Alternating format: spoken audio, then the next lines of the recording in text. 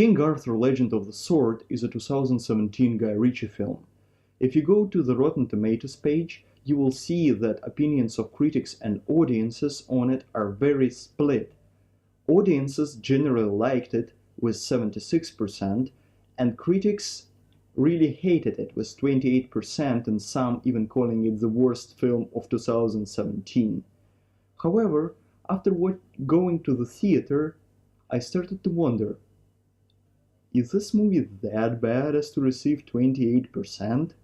Main objections of the critics were aimed at confusing editing and CGI-heavy fighting sequences. While CGI fighting in the movie can get problematic, sometimes it just looks like a QTE from early 2000s computer game, editing is actually not that bad.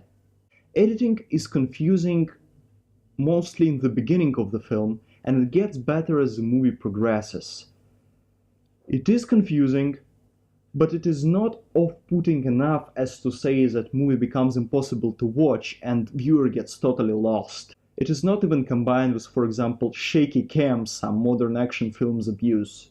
What troubles me about the movie the most is its pretty bland fantasy world.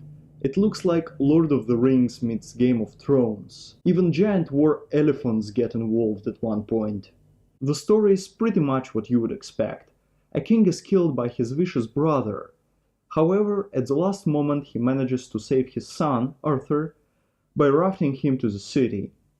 There, Arthur is brought up in a local brothel until one day he learns about his origin and that he is the only person who can pull the magic sword out of the stone. One of the main advantages of the movie is Guy Ritchie's trademark directional style, with its speedruns through past and hypothetical events, as well as sharp dialogues. It gives the movie the feel of Snatch being set in medieval England. It blends with the story well as helps the movie to stand out on a background of other fantasy films. The movie has great soundtrack and use of music generally. The hallucinatory sequence of Arthur riding through the woods accompanied by a moody folk song will stick with the viewer for quite some time. Is it a good movie then?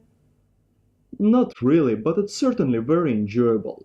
There are way worse big-budget films out there. Let's take Terminator Genisys, for example, from 2015. Comparing to many of such projects, King Arthur seems to be a nice way to spend some time. Go to the theater and check it out for yourself.